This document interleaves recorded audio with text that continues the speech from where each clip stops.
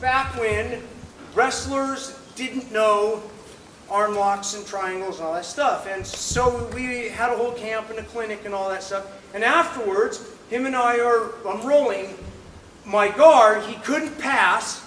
And eventually, I had a climbing arm lock. Now, if I was just a brain-dead but jiu-jitsu guy, in my mind, I think, oh, I arm locked Randy Haueter. But the bottom line is, come here, Eric. Your guard is yes, he couldn't pass, but he was up here the whole time. And it's raining knuckles. But because we're only grappling, in my mind, if I buy my own bullshit, I'll think I won. And that is the problem that we have with sport grappling and submission-only grappling, is because in spite of what you think, you will fight how you train.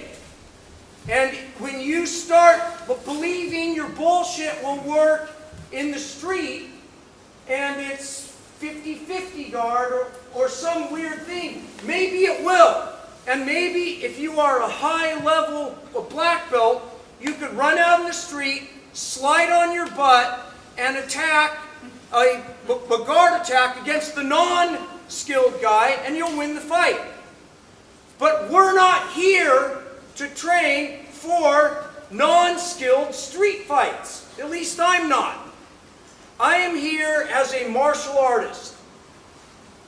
And I love the martial arts, especially the martial sports.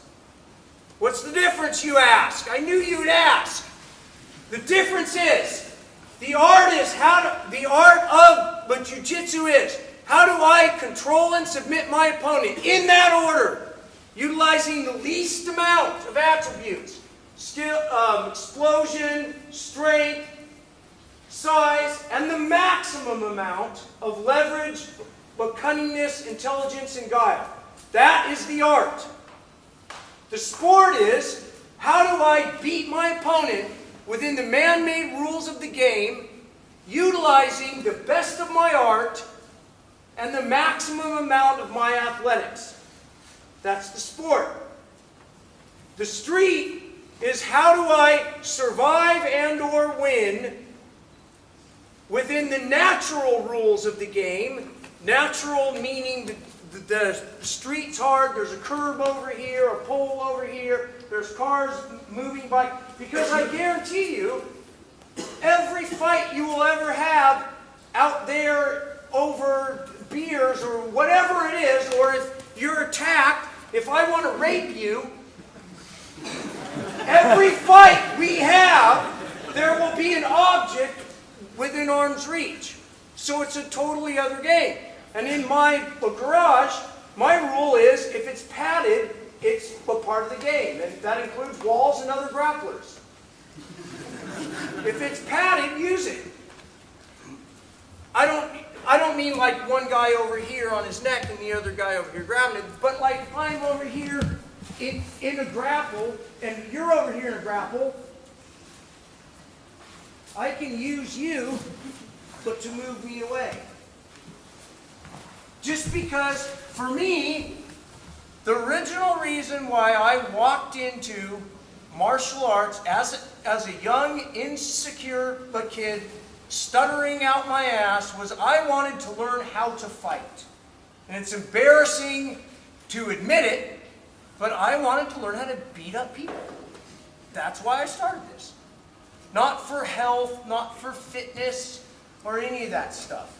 And I loved watching Kung Fu and seeing all that cool shit that just looked so badass, dudes spin kicking and stuff. And I thought that's what will make me a good fighter. And I did all these other things. But transitioned into wrestling in high school and quickly found out that the martial sports, wrestling, boxing, and all that stuff, seemed superior, because I got in a lot of fights, than this kind of stuff, right? So that's how I ended up in this. So, the art is what you have left when you get old, too. The art is limitless. The art of me trying to have the most efficient jiu-jitsu that I could possibly have is the limitless journey. The sport is still, I'm going to enter masters one more time. I always say each time I'm going to do this one more time and then I'm going to stop. But I still do it, because the sport is practical. It's practical. Because in the sport, we get to have these rules, and I go against my peers, and I see if that cool little spinny arm lock move really works. And if it works against my peers, it really works. The martial arts that do like street self-defense, even some jiu-jitsu schools I've seen, when they get too far off into that, you start losing the reality of how does this work against other trained opponents, right? So, the street is the honesty part. That's what keeps it honest. That's why I walked in here, because I want to learn how to fight, not win matches but by an advantage. The sport is practical. It enables me to roll and train but compete. And by sport, I mean him and I just rolling around on the mat. And the art is how we grow this. The exploration. How we find new ways, new moves, new, more efficient ways to do the same old sweep, the little micro adjustments and improvements. To me asking Eric, hey, how do you hold your cradle? Oh, you do like that? Oh, I see. I'm going to add that. That's the art. To boldly go where no man has gone before. So, what we're going to do is, I guess, I'll take questions, or we can do the techniques or something. Techniques. Because he's small. So, guard, right? The guard is technically neutral. Technically neutral. Because as long as my legs are around him, but technically, I have submission attacks, but he has a gravity advantage. And that comes out of the original thing that he can hit me. So in pure grappling, it's purely neutral. We stand and start. If we have just a pure sport and we slap hands, if I'm completely upright, it's an easy shot, right?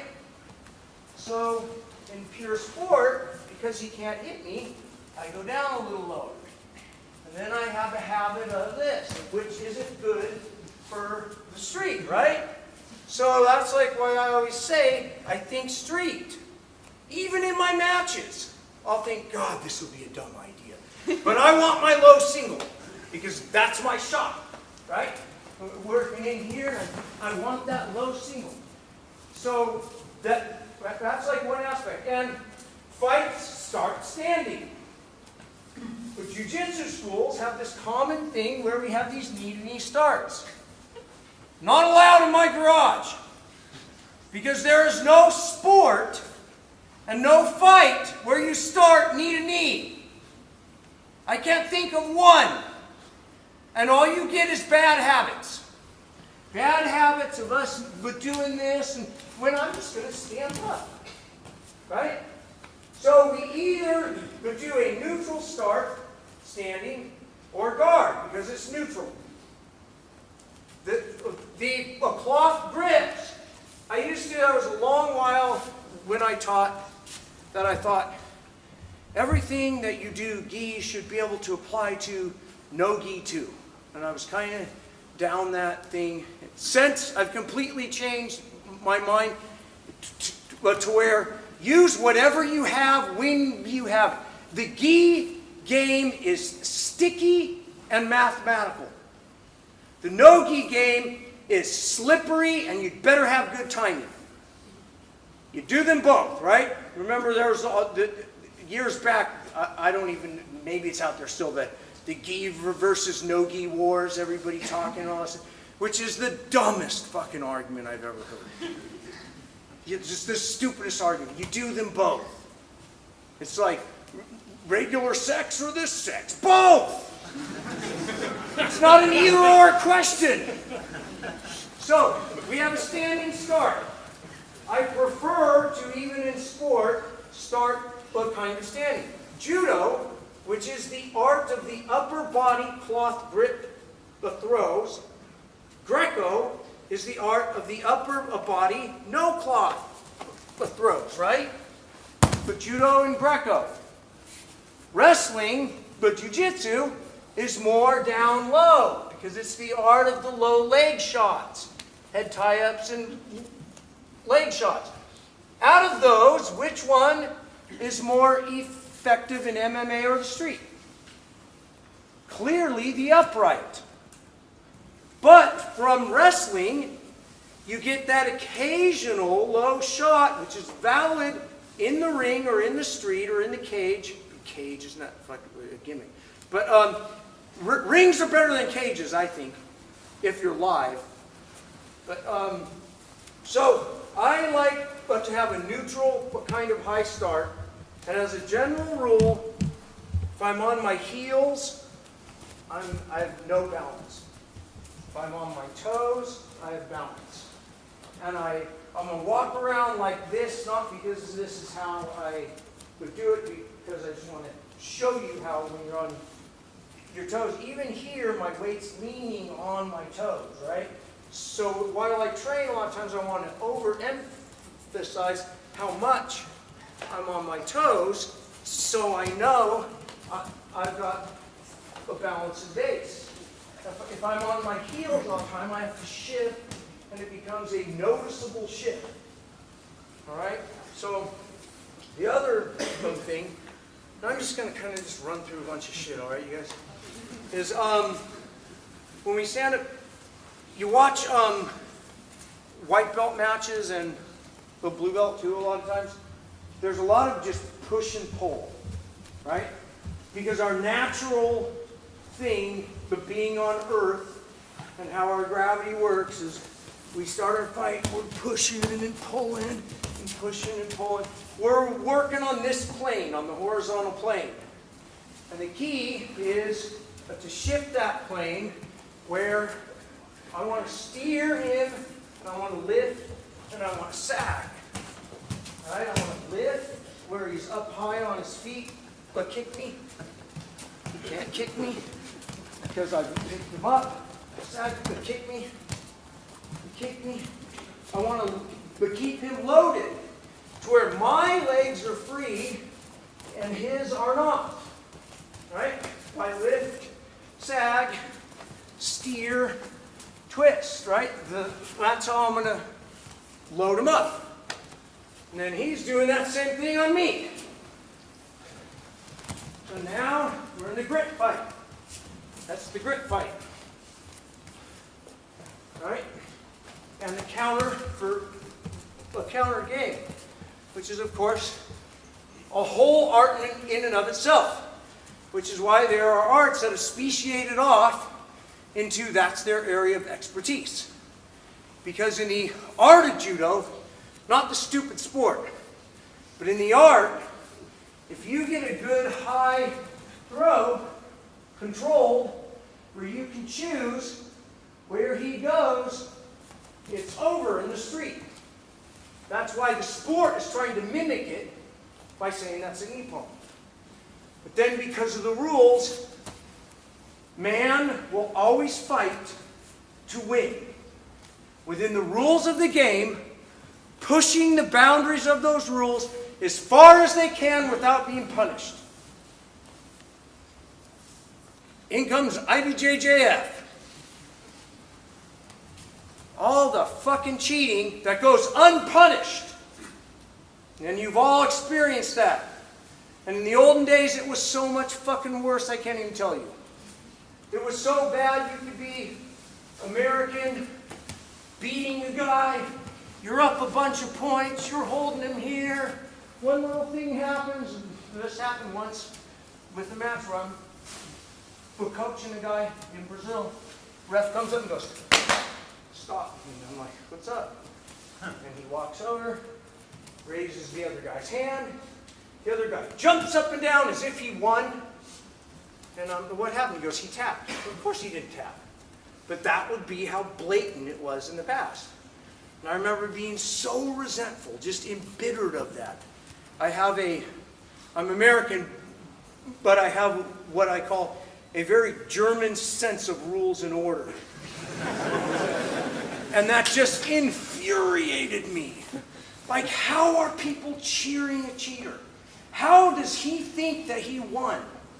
My wife had a match, and luckily I missed it because I was doing something stupid when they called him up.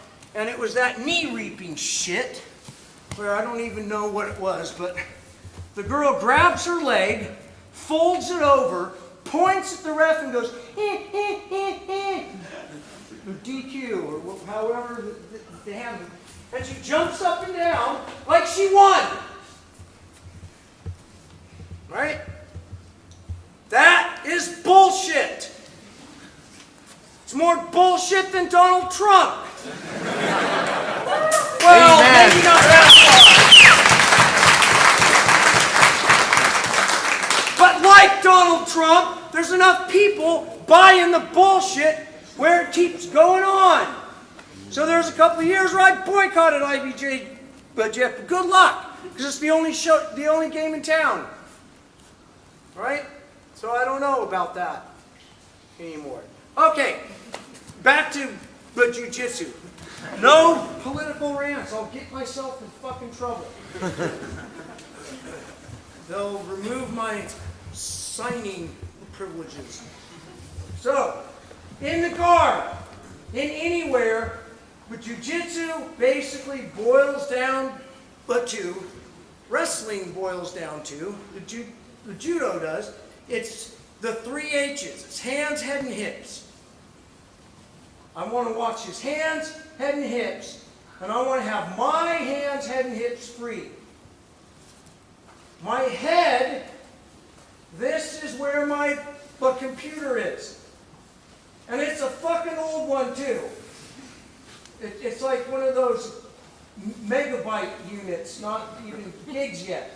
I don't have a lot of knowledge in there. And right here's the knockout triangle.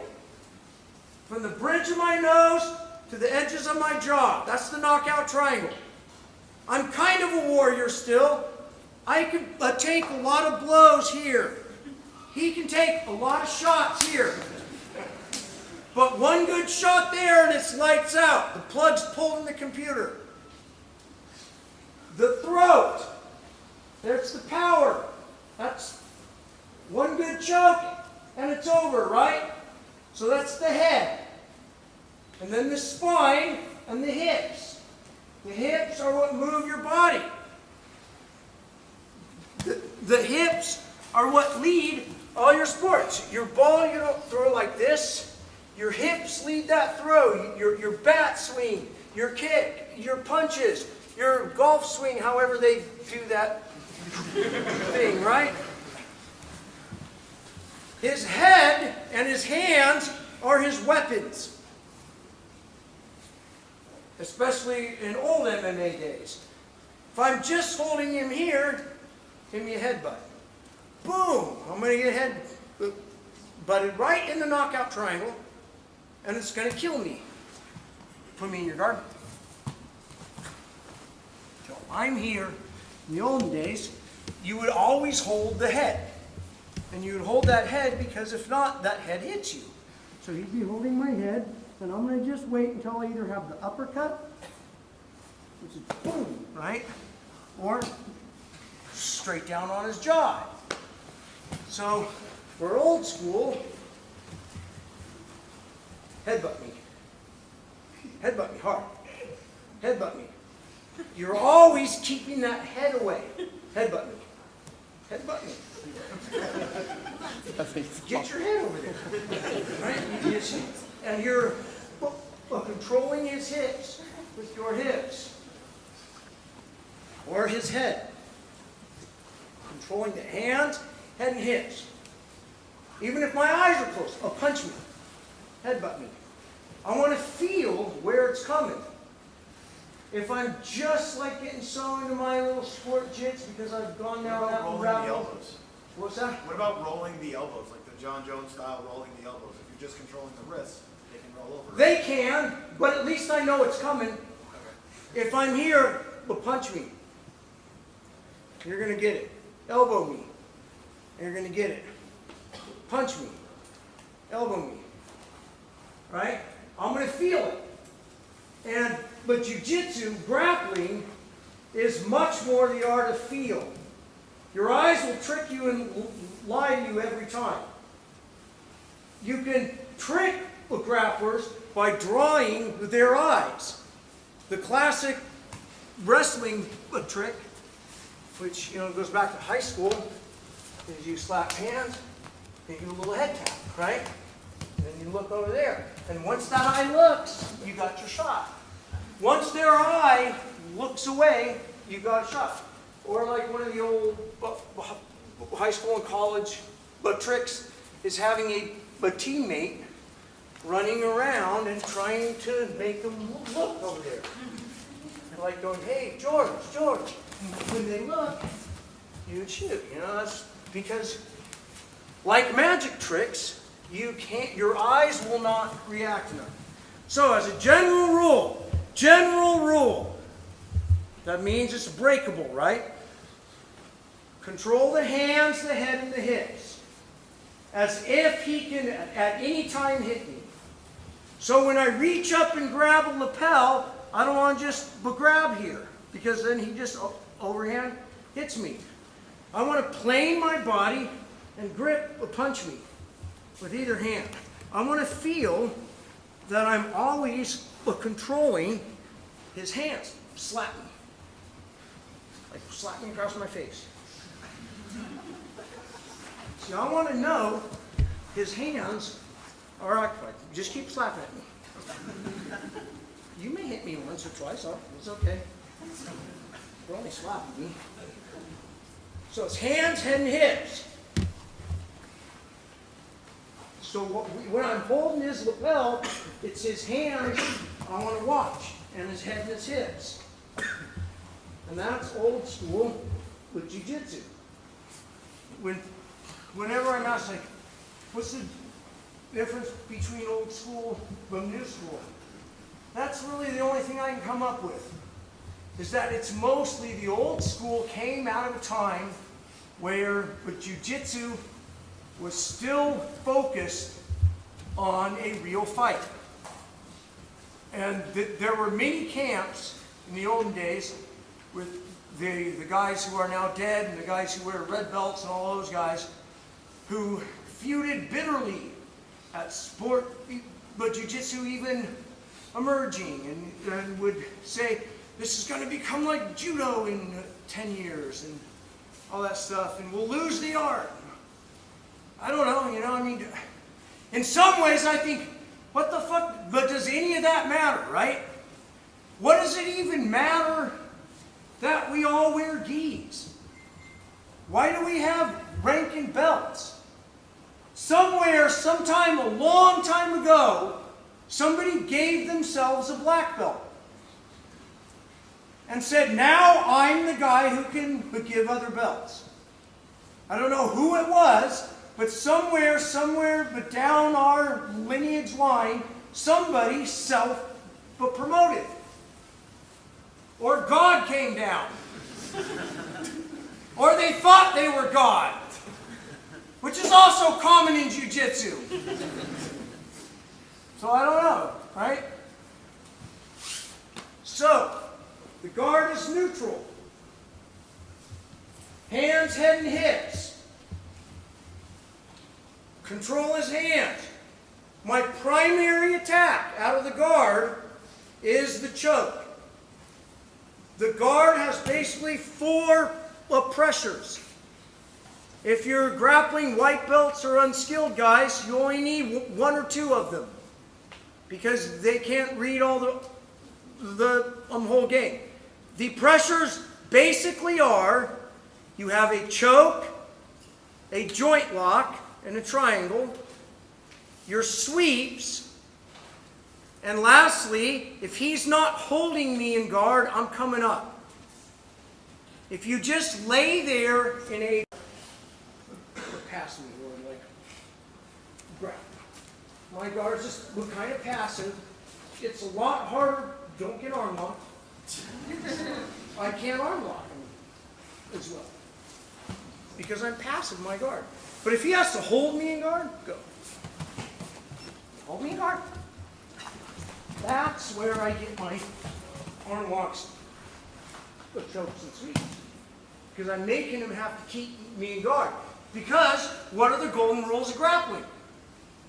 Number 1, be the guy on top. Number 2, win on top, stay on top. Number 3, win on bottom, have a guard, you shall not pass.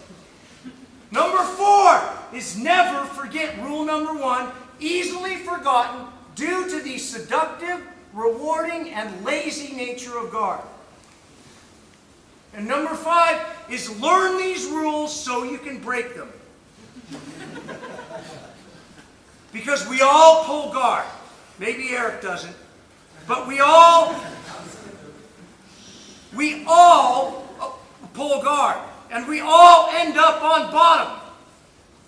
And it takes years to learn a guard.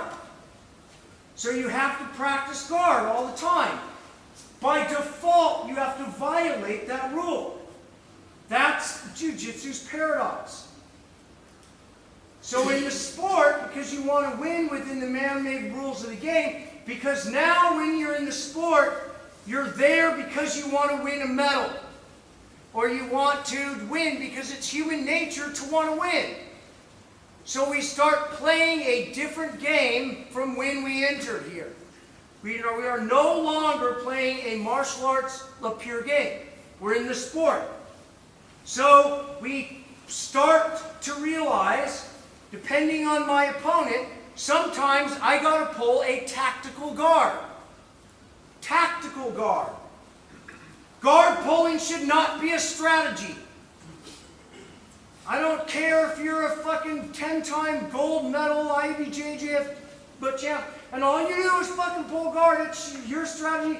That's your business. That's great. But for me and the guys who I teach, guard pulling should never be a strategy. It is a tactic. An infantry unit should never have the strategy of retreat. But it is a tactic. Sometimes you have to fucking retreat, or you die. And sometimes you have to pull guard. Stand up. Come here a minute. So, let's just say now, you've been practicing your... Why do you do jiu-jitsu? I'm just curious. Why? Why? Yeah. Because, Do you have any idea? Okay. Like it. All right. Let's say you're walking down this street, and here comes the creep. You cannot be saying just one arm length. And maybe he's a boxer too. Maybe he's a boxer. Maybe you're trapped in an area where you can't really run, and you have to fight. There might be a tactical reason for her but to pull guard. Rather than box me first to where I get a hit or two, and then we finally end up on the ground and she's wounded, there might be a time and a place in the street where you do a tactical guard pull.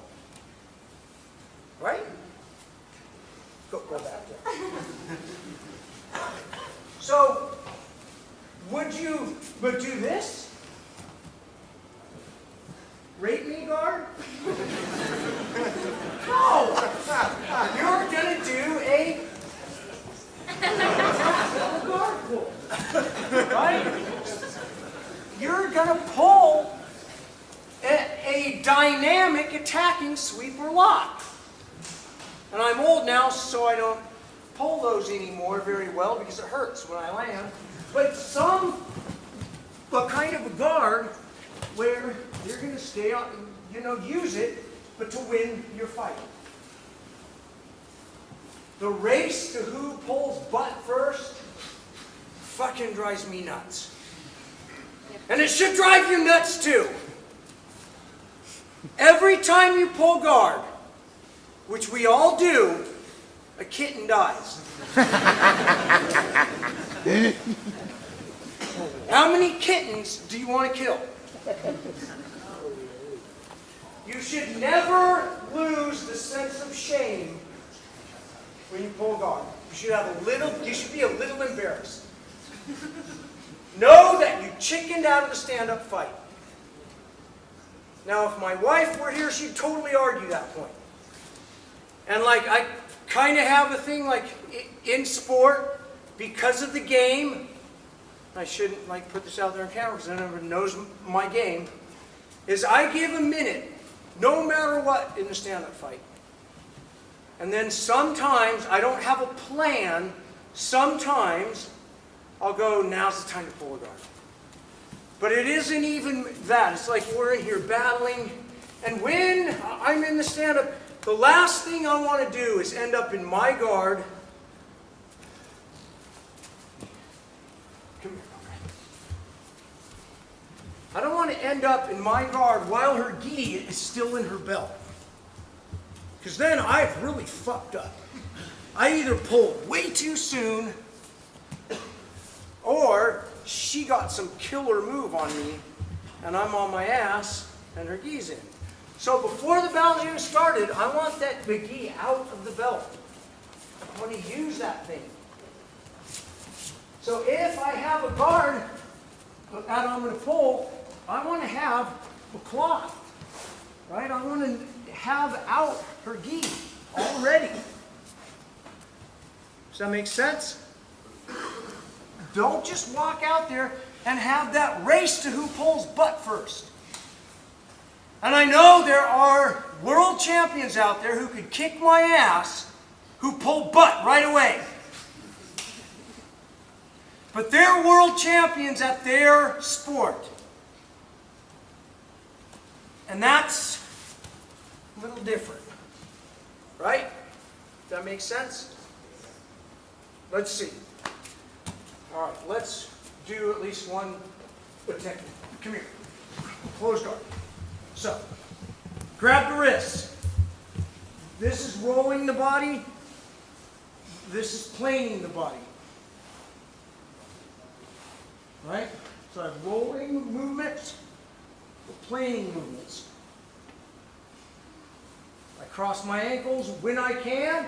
When they're not, I don't want her to even know they're not crossed. Are my ankles crossed? You don't really know, huh? Because when you unlock, don't have this habit. The air coming out of the balloon thing. Because they'll know every time when your ankles are crossed or not. You want to have them not know. You want to pretty much be holding on them as if you are climbing up a fucking pole on top of a skyscraper. And if your legs go weak, you're going to fall and die. So I'm holding her like my life depends on it. Because it just fucking might. Just kidding. Hold the wrists. I plane my body. I unlock if my legs are short, which they are, and I start my climb. As I reach up, I grab lapel. I'm planed over to the side. Not this. Turn to the side.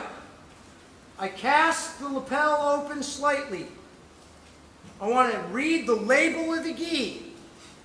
And back in the olden days, before it was all over the fucking gi everywhere, you had to actually read the label if you knew the brand and the size. Now it's everywhere, right? We're like NASCAR for gi companies. So you open the lapel. You insert your hand, palm up. Relax. As deep as you possibly can, going beyond the label. Go beyond labels when you shop. Reach deep. Deep. Don't do this. Ugh. Doesn't fit because you're not opening the lapel. Open it. Reach as deep as you possibly can. Keep her over here. You say, but now you're not holding her arms. She'll punch you. I blocked the knockout triangle. I'm blocking my knockout triangle. Use your other hand to hit. She can't hit. I'm sticking in my choke deep. Then I'm going to transfer my body and hers to the other side as I send my elbow into her sternum.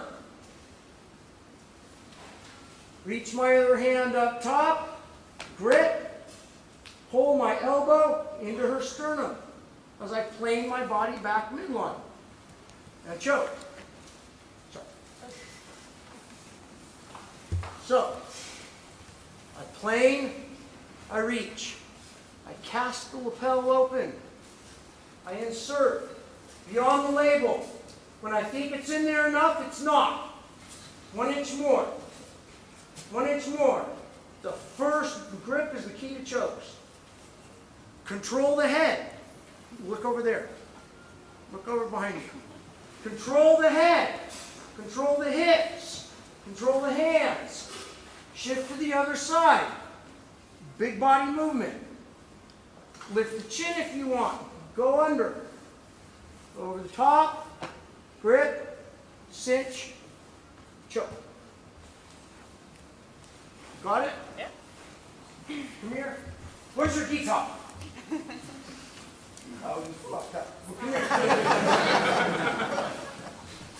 Your guard. My guard? Yes, sir. Okay, here's a passing posture, neutral posture, safety posture. I'm going to be in this drill, neutral posture. Hold my hands. Yes. Plane your body. Plane your body. Yes. Slide it across my arm. Keeping contact. Grip. Open it. Deeper. Deeper. Deeper. Now when you pull your body over the other side, put your, yes. Good. Okay? Do it, you guys, a couple times. And then I'll keep talking later. Like this, I'm making that space bigger. No matter how hard I squeeze. When I turn my arm a little, it's a little tighter, but not much. What makes it tight is the movement of the body. Is the shutting down here, or this turn. So here's his neck, right here, there's nothing. You see as I turn, now there's a little pressure against it, right? And then when I pull my body, I'm pulling on that choke.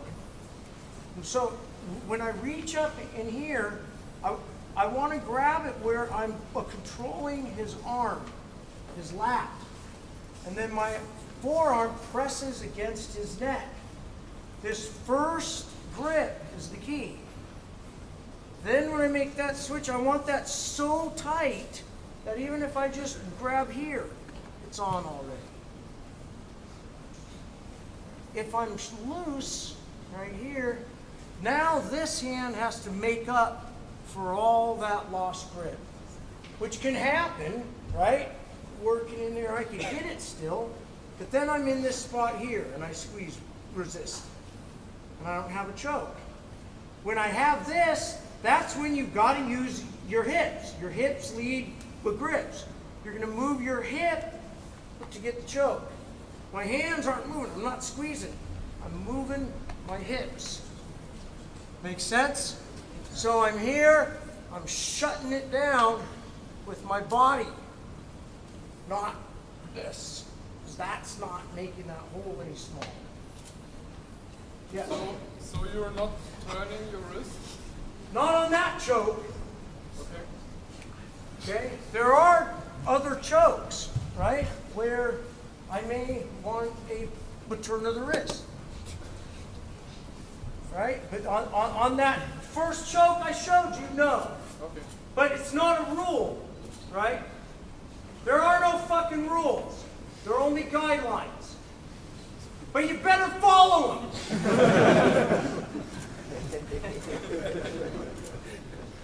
All right.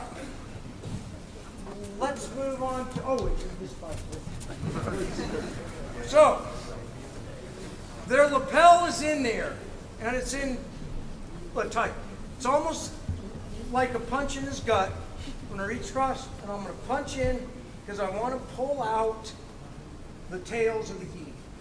Because a lot of times, here's my like new game I've been playing with a lot the last year. Is you're grabbing these in here because it's holding in his hips even when my legs are open. Stand up.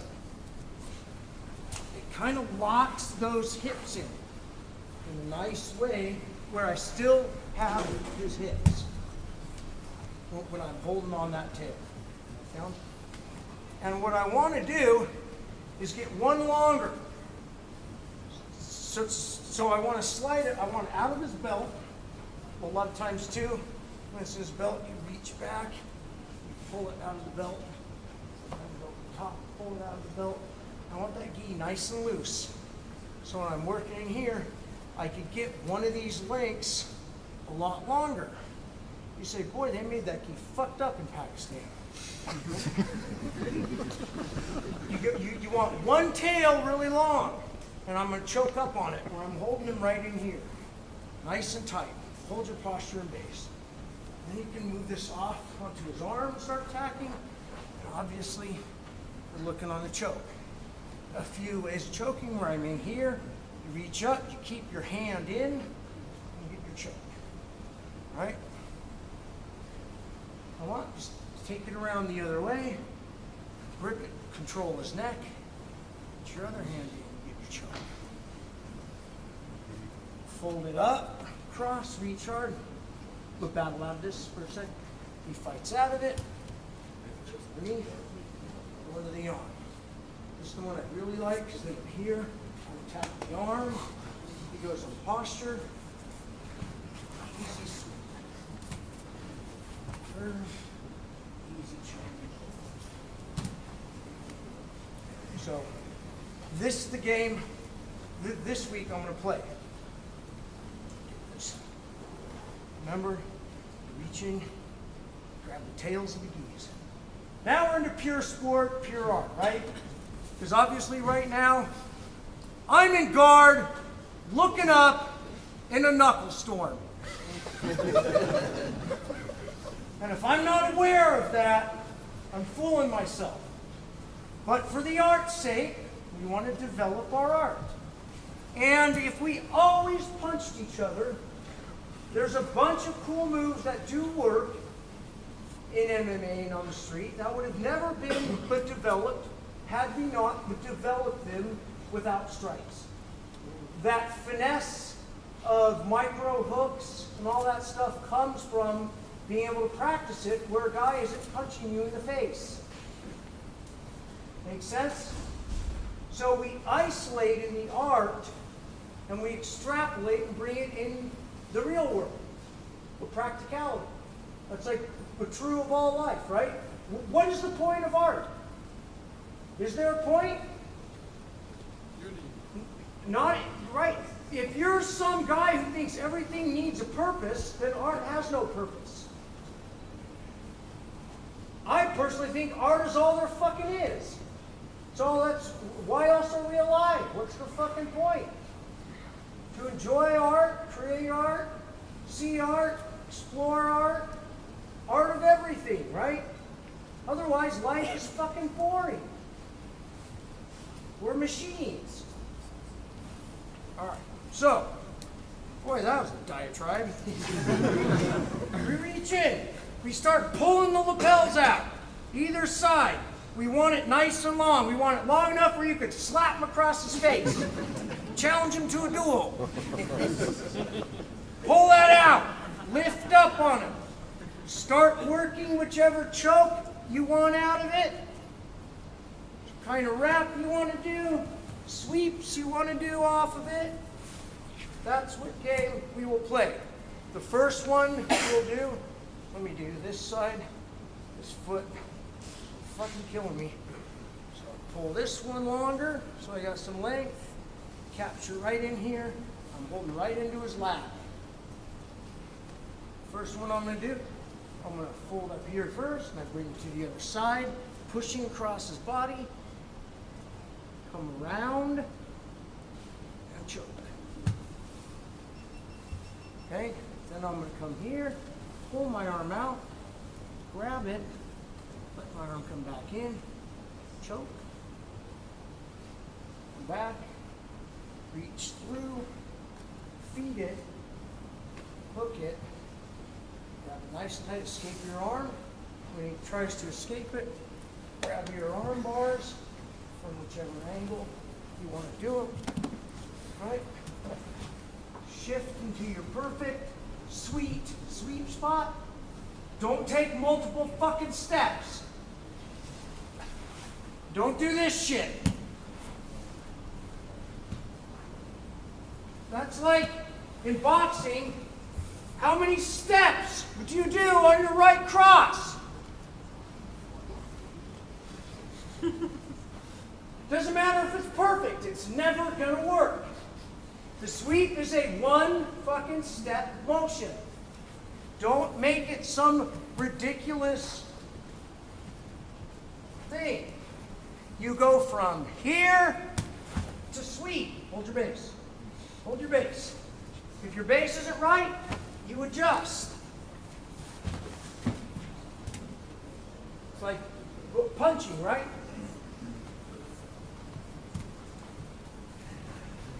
Once again, reaching through, controlling the lapels, bottoms of the lapels. Gain some length. One or the other side. Grip it tight. Grapple it. But defend him. He's defending. He doesn't want any of that happening. Hold that grip tight. Start to fold it across. Defend.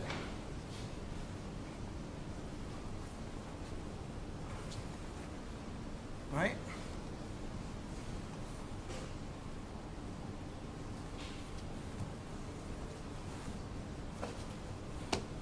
Okay? You guys got that? Get the tails, pull one length, choke up on it, go ahead and slap him once or twice so you know it's long enough. Force it to his neck, force it across his body, force it over to the arm. Catch it, feed it, loop it, re-grip it, sweep it, do the same on the arm. There, we're in here rolling, I'm right here, like put the fed a little bit, so it's working. Now you're getting that right there. Attack the arm first. Make him have to get that arm the fuck out of there. Get that arm out of there. There's my sweep. Right? Square off your base. There's my drag in. Right? Okay? Let's do it. Pull some tail, and you want to get as much out off to one side as you can and choke up so you got a good grip. You could push it into him, fold his arm out and around, switch your grips, come in for your chokes, switch, right? Up, pull him in, bow me a little bit, in here, this, just enough to where you can get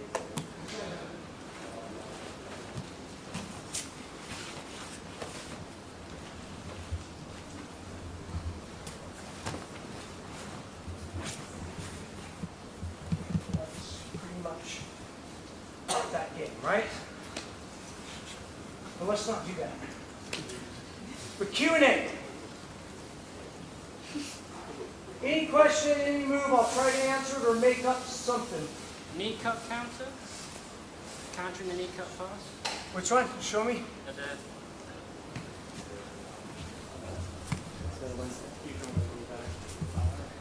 I'm on my back. Love your rash guard. Thank you. Oh, the knee slice. That fucking knee slice. All right, so ounce of prevention is worth a pound of cure, right? A gram of prevention is worth a kilo of cure.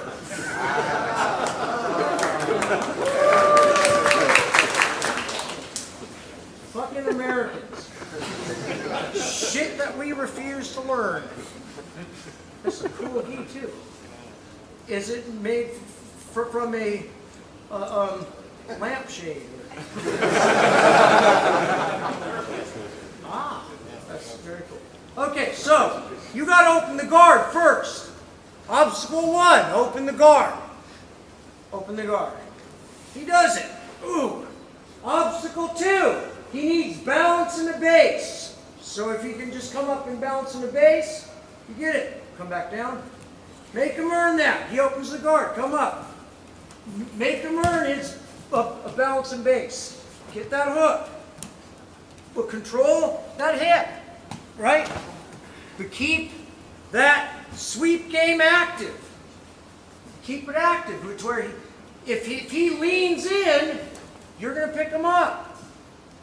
He has to lean back a bit. So now he's going to cut his knee across. I'm going to move my hips up the side. Come back up. Knee slice, knee slice. Keep the pressure on. Keep the hook going. Keep him off balance. Right? Is that sorta? Okay. Now the knee comes across. He's really good. Boom. And he's there. One thing you cannot let him do is push your back flat. Or I get in trouble. You have to stay here because it's going to be a scramble. Right? If he holds your sleeve, it's even worse. Because now he's got it locked. He's going to pull that sleeve, shove down, and the knee slice is coming in. He's going to slide into home plate. And you're done. So how are we going to stop that? When he pushes down, you're going to shoulder in hard. Push me down. When he pulls up the arm, lift, come up under the leg. Pass. Lock that down into that chicken shit a quarter guard or eighth guard, whatever you want to call it now. An eighth of a fucking guard. It's a tiny little bit of guard I've got left. Keep going. And when he's going to pass, scramble. And if you want to pull butt again, then pull butt again. Preferably, you'll fight for top at that point. Make him have to hold you in guard. Make that son of a bitch earn his top. Because you got to earn yours, right? Another question. Is that an okay answer? Yeah. Or did that suck? That was fun. Okay, good. I love that fucking game. That's cool. It's tablecloth. That's cool. The technical questions. Philosophical questions. Kind of. Well, I would like to have a family one day, and my aim is... Don't do it, buddy.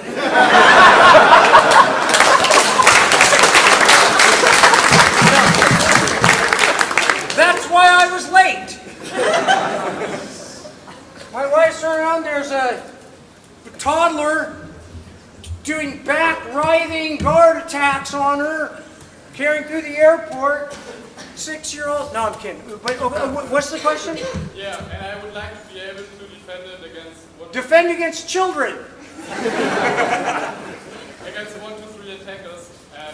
But kids, though, especially young boys, they run up, they do the 1, 2, 3 right in your nuts. There's no defense, there's only awareness. No, honestly. What's the question? I'm sorry. And I would like to learn to defend it against 1, 2, 3 attackers. Multiple attacker. Yeah, and what's your advice? Well, yes. I mean, yeah, that's like, there's always an unwinnable scenario out there for whether you're a stand-up guy or a ground guy, right?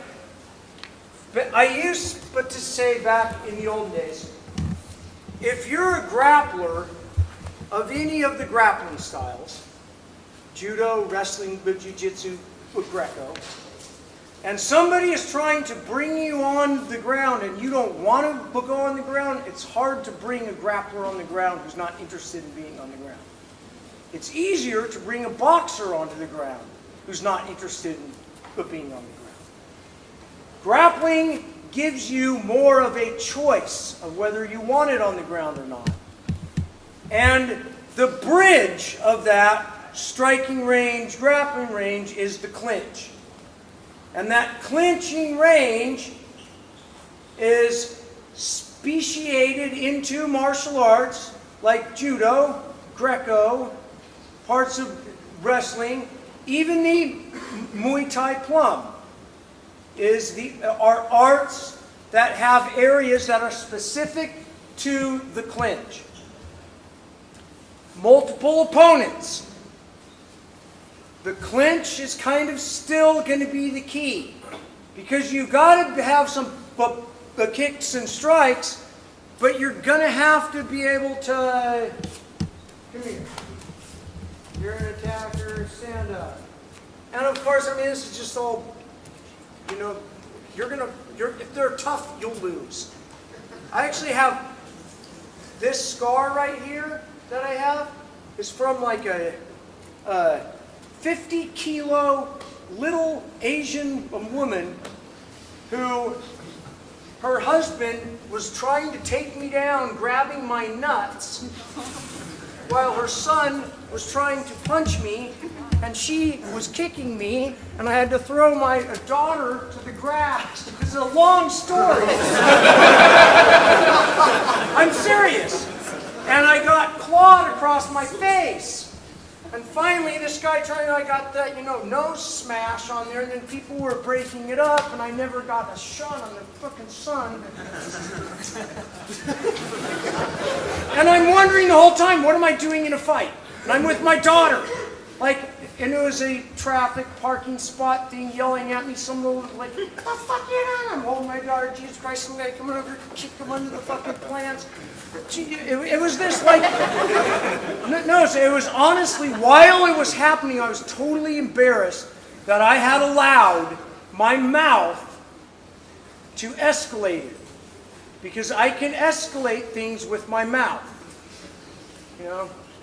You kind of got my spot. You didn't get your fucking spot and learn how to drive. Fuck you, bitch. Why am I saying that holding my daughter, right? Because I'm not expecting. The bottom line is, had it been those three guys, I would have lost that fight horribly. Horribly. All because of my ego. I would have lost that fight fucking horribly because I'm too worried about my daughter. And good thing the old man had a shitty takedown and a bad nut grab. And the son had no left overhand, thank God. And the wife was fierce, but small enough to where they didn't do any damage. And I caught her foot and I did a little flip. And I don't want to hit women. Right? So, don't get in fights. And if you are in one, fight for your fucking life. I don't know. I don't know what the answer is. And again, that's as soon as we start going down that street scenario thing, we're going into such hypothetical things that we lose track. I mean, in America, that leads into fucking paranoia, gun collection, soup cans, that it's when you start worrying about being attacked all the time, maybe there's something to you draw attacks to you as well, right?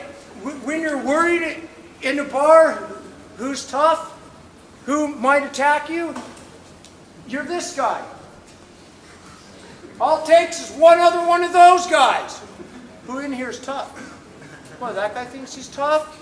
He's all right. 3 drinks later, I can take him.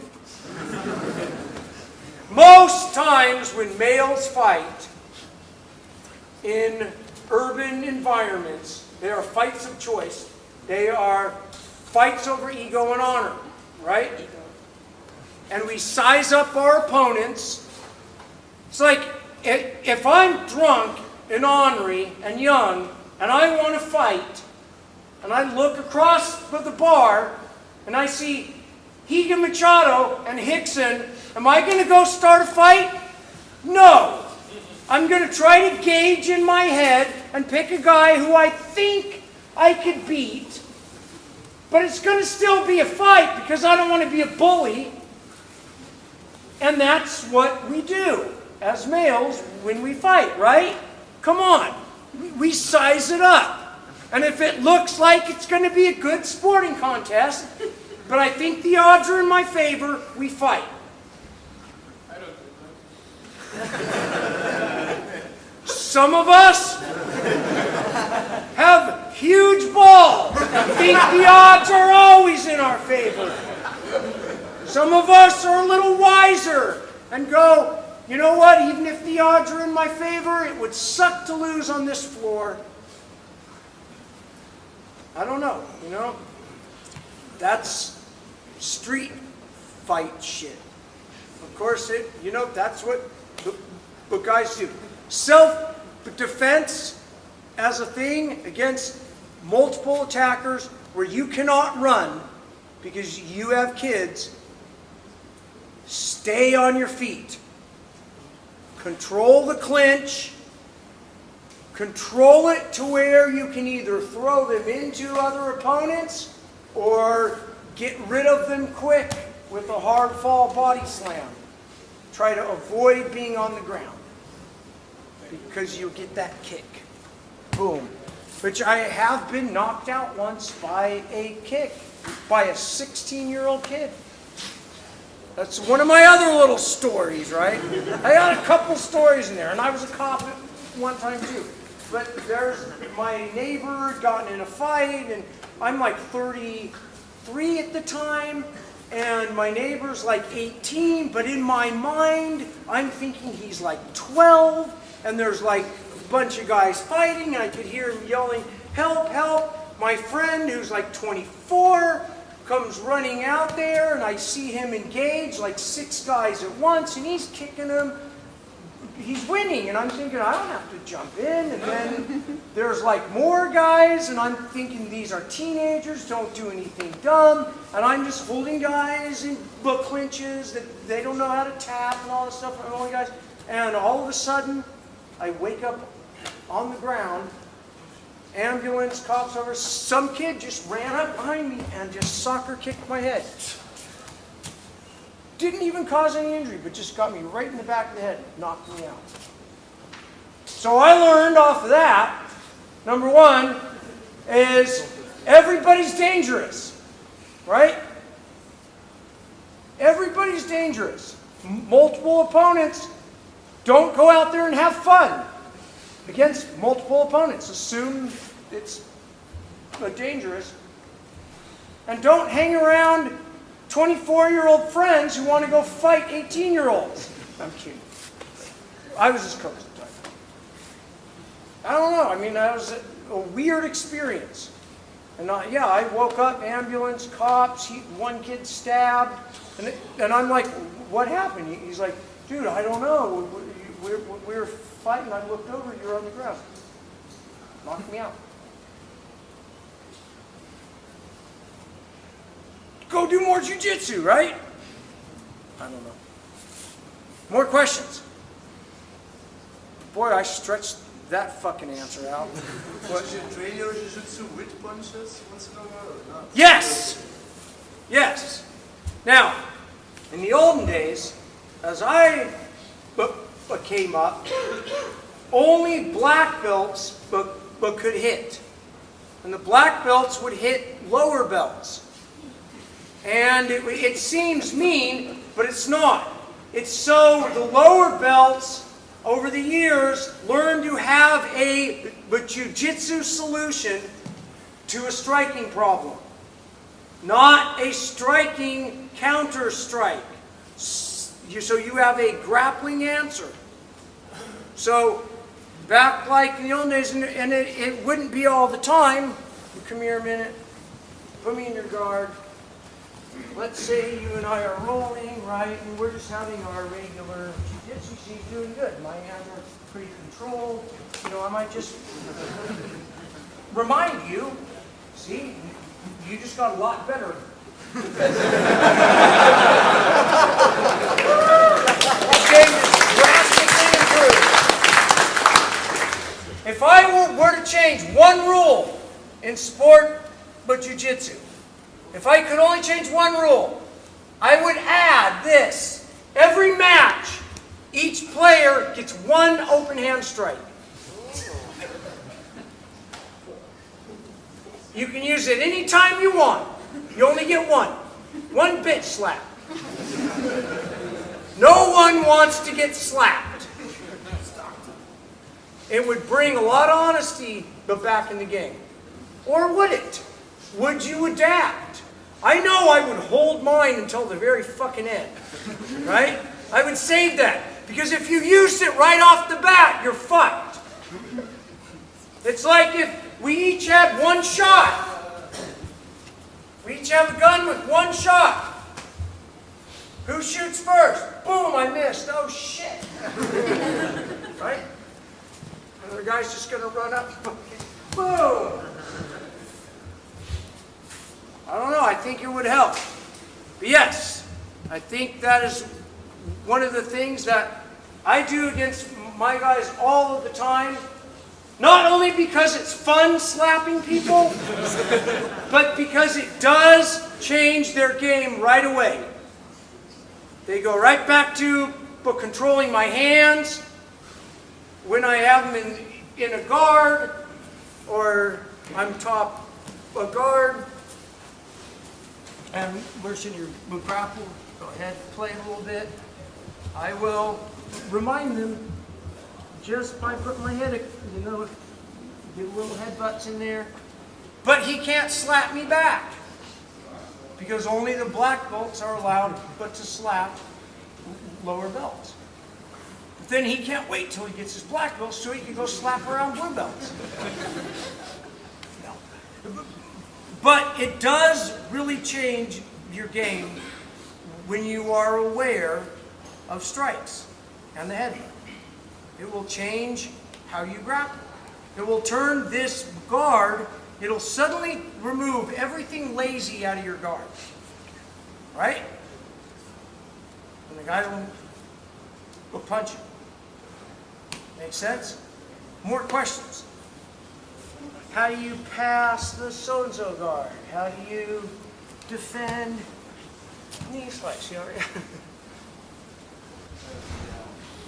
The honesty or dishonesty in the early days when you compete. Yes. Do you think that's part of the culture of IBJF or part of the culture of BJJ? Do you think that's more traditional Now, judo ways? That's a hard question. What's the question? The question is, do I think the cheating in IBJJF comes from the culture? If I answer that, I'm Donald Trump. Do you think it's part of the game or is it just... I was told once, when I was so mad at it, that I have to look at it as part of the game. That it's the poker room I'm playing poker in there. And part of it's luck, most of it's skill, and part of it's the room and the house rules. And I'm playing their game, their rules, so I have to expect that I'm going to be cheated on. And I remember when we had the first pans in the U.S. I think it was, I want to say, 93 or 4. I was a brown belt. And I remember, and I had matches before, but not in Brazilian Jiu-Jitsu run competitions yet. I had them against the Brazilians, but not in a IBJJF style thing. And I remember Higan Machado, he gave the American team, all of us, this big speech that kept going on and on about how when you score, you have to hold those points. Look at the referee. Make sure he see your eyes. Look at him. You got to make sure you get your points. And I'm thinking, why would you have to make sure you get your... Like, I remember this speech going on and on about how you have to get more points than them. You have to submit to them every time. And I'm hearing all this, and I'm like thinking, what? By the time I watched 3 or 4 matches, I got it. I'm like, oh, you can get really robbed depending on what patch you have on your gi and who you are. I'm not going to answer the cultural aspect of that. Have it in the organization. I mean, is it in the culture of the organization that run the sport? I think they've cleaned it up a lot. Hickson was talking about setting up a new organization. I love Hickson's idea, and I hope it can work. I hope. In America, I say this, and here's my American arrogance, and I grantedly admit it's American arrogance.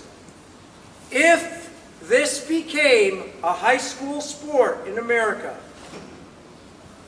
and it started right after wrestling season ended, but jiu-jitsu season began, within 5 years it would be in all the colleges, and within 8 years it would be an Olympic sport, and Americans would dominate it.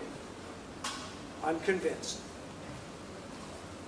Because the way the Americans set up and structure their amateur athletics, and because America's such a fucking huge country. It's not because Americans are special, it's because Americans is such a huge fucking country, right? That we have a larger pool of athletes that when they're structured in a way as kids, but the current state of this thing we do is a private enterprise. It's not a public sport. Judo isn't even a high school sport, right? Wrestling is in most high schools, but not all.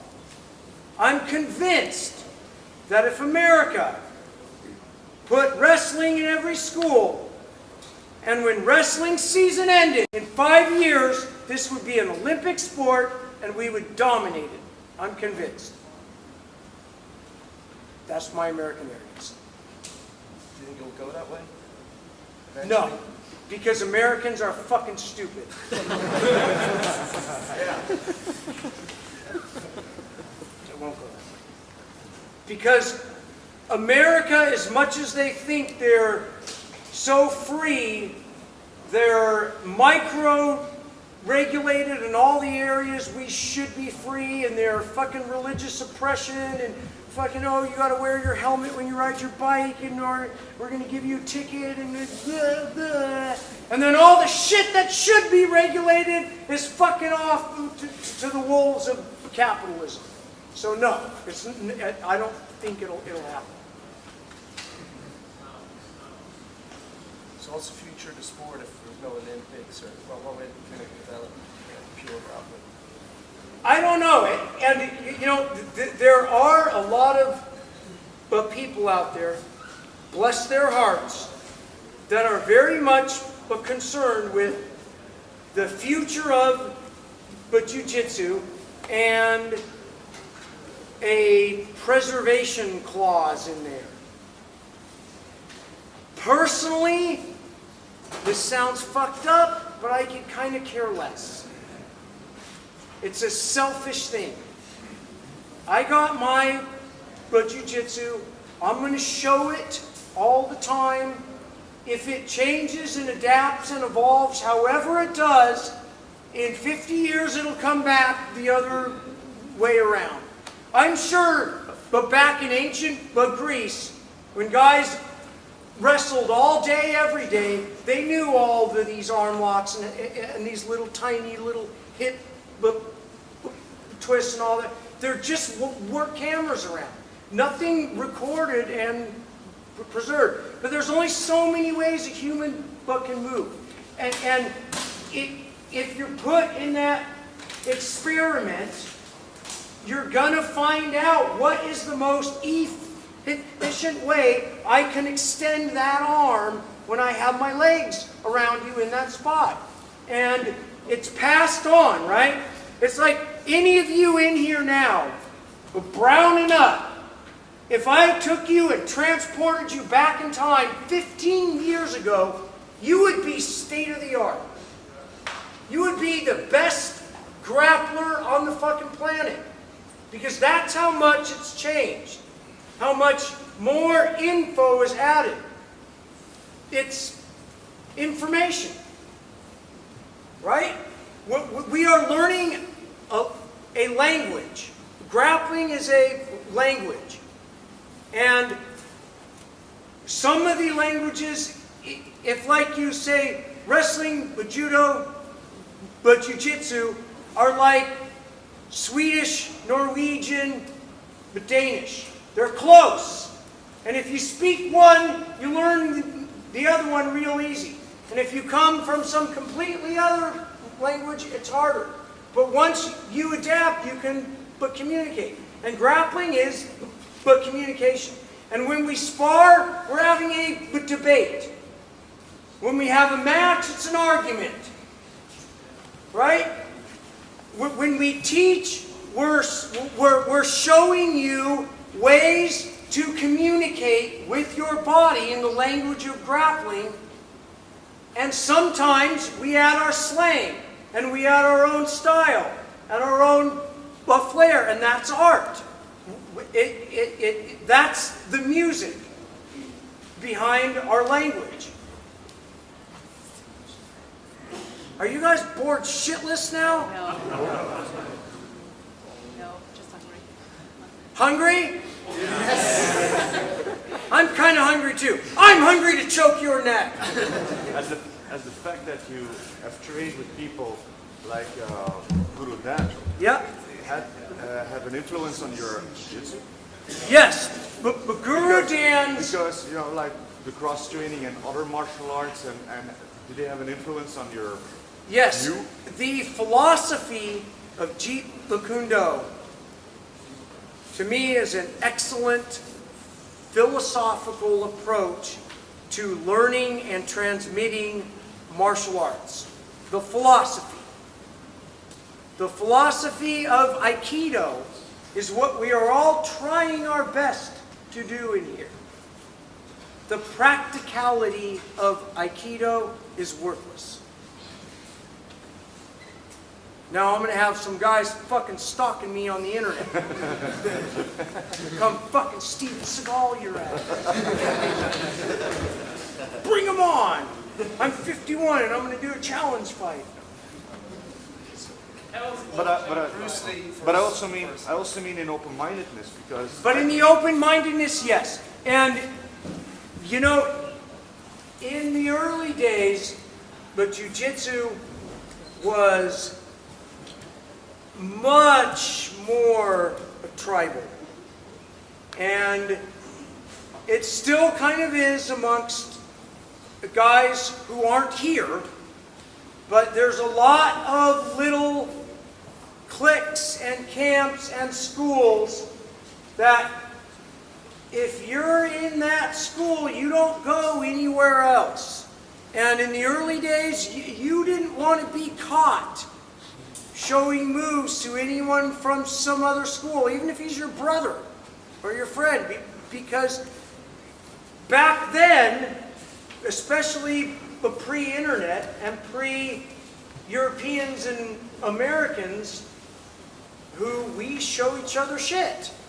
The Brazilians were a lot more keep your moves a secret. And that's changed a lot. Is that good? Is that bad? Is that a subjective or objective thing? I don't know, right? It all depends. But tribalism in and of itself is neither bad nor good. And we're all ultimately tribal. At a certain level, we all are. Right? We're all from the jiu-jitsu tribe. We're the martial arts tribe. Then but jiu-jitsu tribe. And then the teams. The countries. Wait, should I be loyal to Atos? Or should I be loyal to my country? Should I be loyal to, that all gets... I don't fucking really care about that shit. I personally don't. Which is one of the reasons why I love book Christians camps. Because this environment is the most open-minded environment that I have yet found in martial arts, period. Because every other...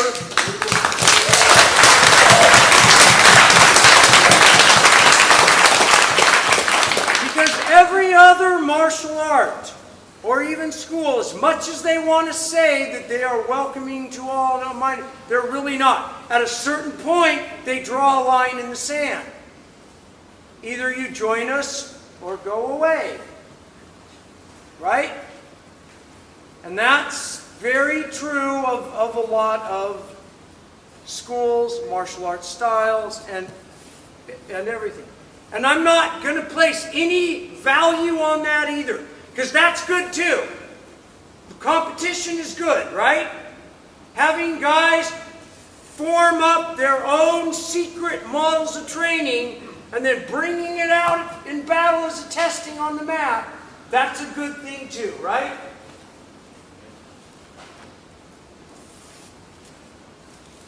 I ask again, why are you guys in this? But don't answer it. Don't even have an answer. But never forget the question. Always ask yourself, why am I here? Don't answer it. And if you live in the question, you'll just kind of keep going along the road of art.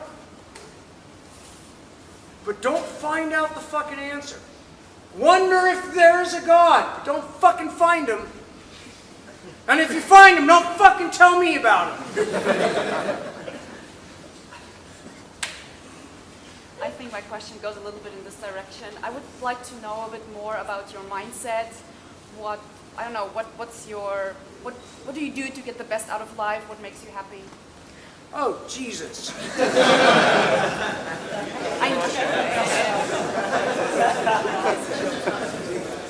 If I was a Viking, I would say the 3 F's. Food, fighting, and fornicating. Right? But there's got to be something higher to life. Maslow's hierarchy of needs, right? It can't just go down to our primal needs. There's got to be something larger than life. And then once you have the kids, all the shit shifts in a very unselfish direction. And you miss being selfish. God, I miss being selfish. So then life changes. I don't know. I don't necessarily believe that life has a point. I don't think it does. But I love pretending it does. Right? I love the game of pretending that all this shit is really important. It's fun, because it's play. I love pretending that my jiu-jitsu match is really fucking important. I want to pretend it's important, but I never want to believe it's important. I want to always know in the back of my mind, this is all an absurd game. An absolutely absurd game.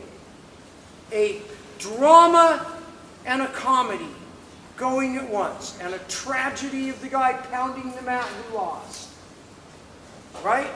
But none of this shit fucking matters. But it does matter. Because we're here doing it. In a community. And we're basically exchanging a fight and smiling afterwards. That beat must mean I'm supposed to shut up now.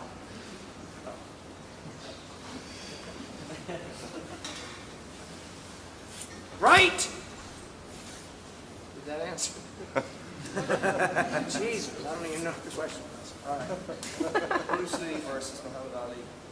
Bruce Lee versus Muhammad Ali. Obviously, Muhammad Ali. Yeah, I agree. Weight class advantage, real fights advantage, right? Let's just say we stuck them in a machine and we made them the exact same size, the exact same age, and all that stuff, right? I'm still going with Ali. Still going. But you never know, right? You never know. And that's like our brains try to predict the future.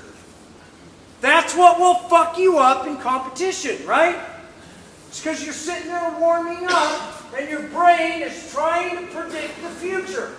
You're trying to control an outcome that you can't predict. So it sends your brain into patterns and stories and scenarios, right?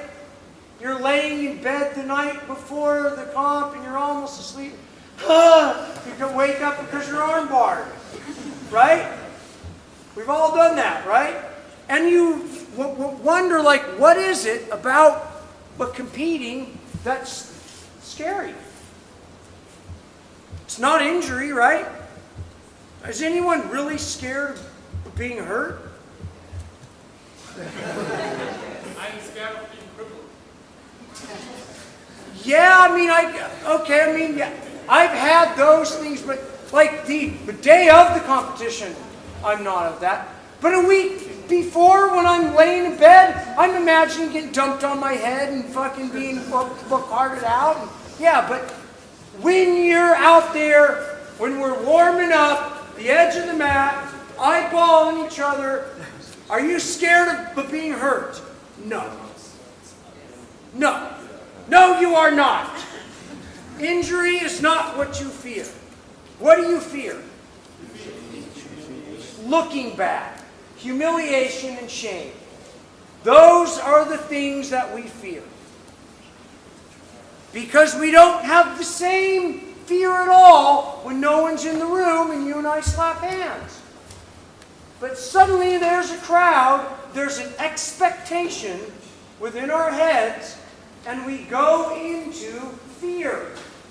Because we're pack animals who shame is one of those things that will fuck you up out of the pack. That will pull you out of the pack. And our heads create a story which is bullshit because no one's watching your fucking fight anyways. They're worried about their fight. The only one who's watching my matches is my wife. Right? And I'm watching hers. And then I get really into it. She hates it because that puts pressure on her. Right? So I had to learn how to stop yelling. Right? Especially when she's like brown and black belt. What the fuck am I going to yell? Put the leg there. Put the leg there. If she could put the leg there, she probably would have, right? You know, it's weird how when I ref matches and I hear mom, fucking, big old 400-pound mom yelling advice. And you want to be like, shut the fuck up. The spectator, right? the MMA fan. Who in here loves MMA fans? No one fucking loves an MMA fan. Except the people that get a paycheck as a result of having a bunch of fucking idiots in the tap-out shirts analyzing skills of fighters.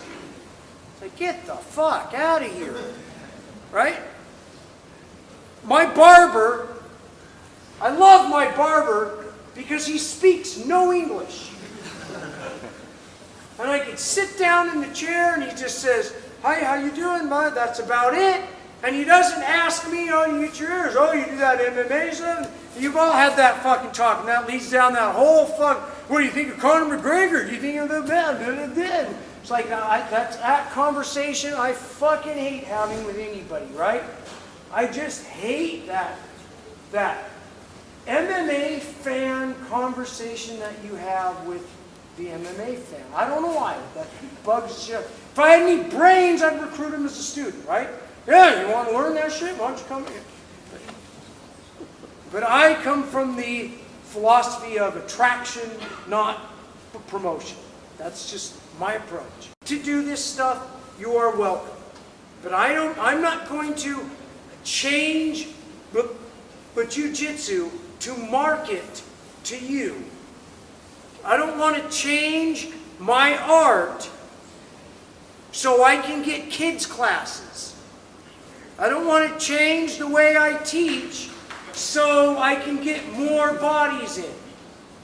I don't want to make this art specifically for person X, Y, or Z. I want to do it the way I do it, and if you want what I have, you are welcome. And we will exchange and share. But I'm not going to change my art for marketing needs. And that is MMA. MMA, modern MMA is, and if you're involved in it, that's great. If you're the guy who is in the fucking cage exchanging blows, my hat is off in honor and I bow to you. But the whole game, the structure of it, I have no interest in it. I have no interest at all in making a sport that attracts more people but to watch it.